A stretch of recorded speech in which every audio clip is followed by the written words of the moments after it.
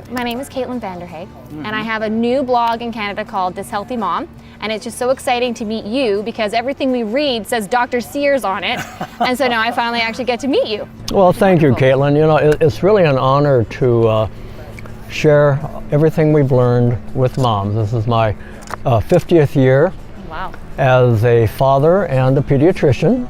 That's pretty amazing. I love to share what I've learned over 50 years.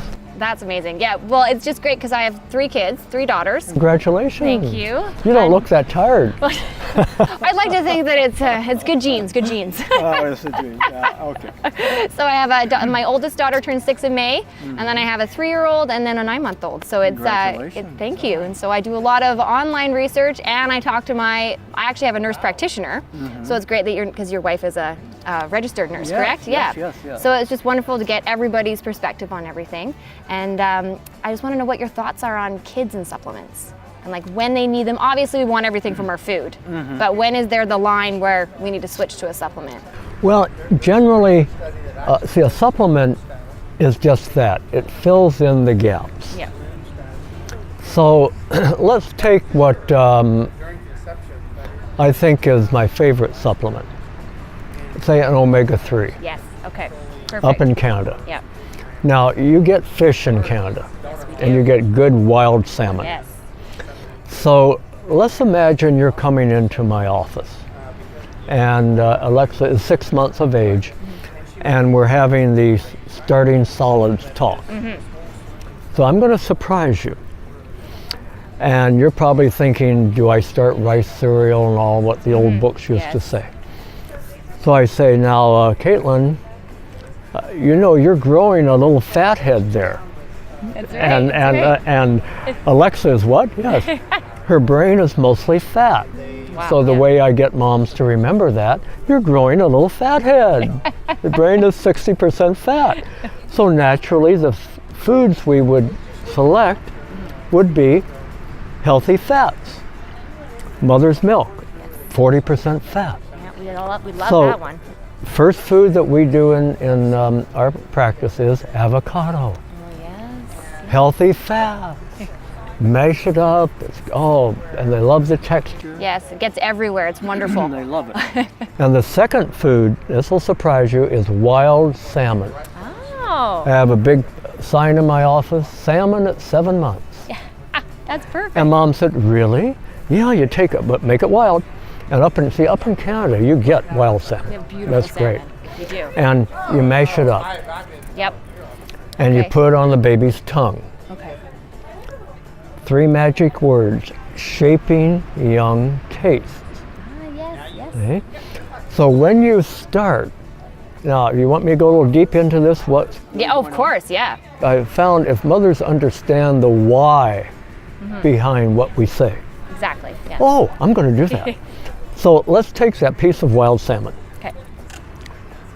put it on the baby's tongue. And the tongue has a lot of nerves in the end of it, nerve fibers. And those nerve fibers for salmon send a biochemical text message, thousands of them, to the taste center in the brain. And the brain says like. Like wonderful. Like. Wow, the top fat in salmon's the top fat we have up here in the brain, like. Gets better. So the brain figures, how do I get the baby to crave salmon? So the brain then sends thousands of biochemical text messages down the middle of the body, the nerve highway called the vagus nerve, into the gut. Oh, wow. And it says to the gut, down is coming one of your favorite foods, salmon and veggies too. You register like down there by good gut feelings. So the gut says like, the gut brain says like, the head brain says like, and after a few years, maybe a few months even, of eating salmon every day or every other day, the crave center in the brain says like salmon, mama, feed me more. Now, I want it now. I want it now, see? So this is why you start earlier. Now, toddlers, for example, They're tricky. you know, they're picky. Yeah, they are. They'll eat salmon one day, won't eat it for a week. I definitely have one of those. You have one, okay. So you shoot for a balanced week, Yes. not a balanced day. Now, that's an example That's a where great sometimes if your child, well, I just don't want any more salmon for a month, that's where you would give them an omega-3 supplement Wonderful. Okay, good. to fill in the gaps. That's an example there. But you start with whole foods, Yes. real foods, ground up real foods. Yeah, I agree. That's a wonderful idea. Yeah. That's a great one. No, I agree. I have one that's a vegetarian. She basically eats broccoli and asparagus. Sure. But, Now, there's a good example. but that's about it. So the vegetarian or vegan diet's very, very healthy. Some of the healthiest people in the world are vegans. However, I'm going to have a little word of caution. Their iron problem gets in there, Yeah, right? they have iron. See, in the first there are 2 times in a person's life where vegan is risky. The first 2 years and older. Ah, yes. Now, omega-3s. So I would give her an omega-3 supplement Okay. because the vegan source of omega-3s is not nearly as good as the wild salmon source. Okay? Okay. Iron, Yep. iron measurement, vitamin B12, which That's you to get help in with the salmon. iron, right? You get that with salmon. So Yep. salmon, you get 2 supplements right there. You get omega-3s Yep. and you get vitamin D. That's perfect. And you get B12, those 3. That's wonderful. Those 3 are great. I know it's interesting because obviously you have, what, 8 children? 8 children, Yeah. yes. And so I only have 3, so it feels like I'm like way far behind you. That's why I have gray hair.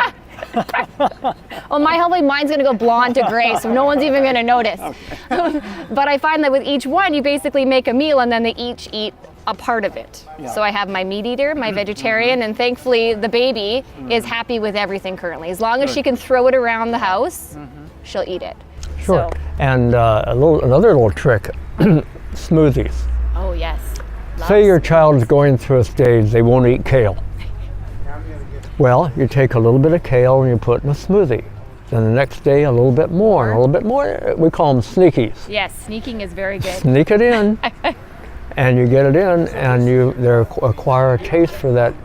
You know, Mommy, why is it suddenly green? It's always been green, honey. It's always been green. They've been caught. Yeah. They like it. By then they've realized that they do enjoy it. They so, do, yeah. But that is wonderful because you never know when you should supplement and when you shouldn't. And you know, it's true that whole 1 week you have to look at the whole thing. Because I know when I'm pregnant, I need to take a lot of extra iron. So I'm doubling up my iron when I'm pregnant, doubling when I'm breastfeeding. And Yeah. I know my 3-year-old, we've actually had her tested because we assumed that she was low iron. So then she got put on a low iron, put an iron supplement. And they get constipated with low iron Yes, too. they do. Yeah. In fact, I had a patient who came in just a few months ago with a complaint of constipation. And no one knew why, and I checked her iron, she was very anemic. Oh wow. And we actually have her in our book. Yeah. Oh good. We have a book called Dr. Poo. That's a Now, pretty good title. the story behind this is one of the common, as you mentioned, when you mention iron, I thought of this. The commonest question I get in the first couple years are intestinal problems. Yes. Like my child is constipated. The potty training problems So too. potty training problems. So we figure what is a fun and easy way to teach moms and 2 and 3-year-olds.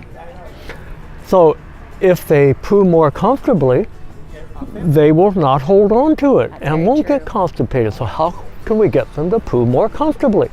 It's So a very good thing. Your friends can go to our website, askdrsears.com, Perfect. click in or type in the search engine, Dr. Poo. That's a great name. No one can forget that one.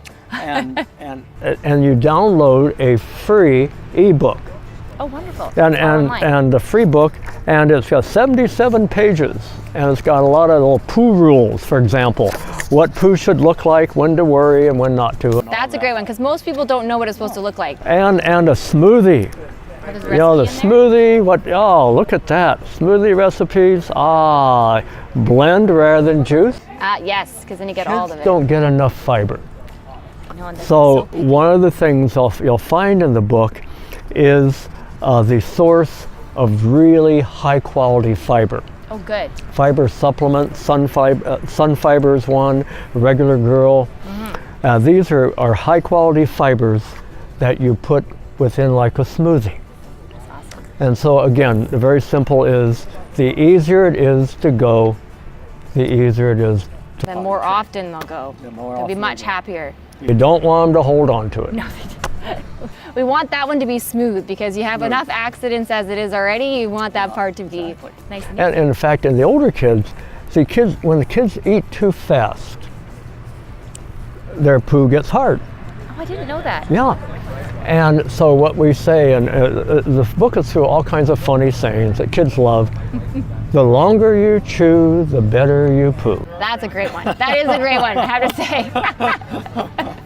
And is that the same with adults too? Because you think about all those people, like when I have kids, I think I'm eating as fast as I possibly can so that I can deal with my kids. Exactly. Well, in adults, we say it's the rule of twos. Eat twice as often, eat half as much, and chew twice as long. Wow, that's very good advice. Definitely keep that one. Thank you so much. That was wonderful. Welcome, Caitlyn. Thank you. Take care. Thanks.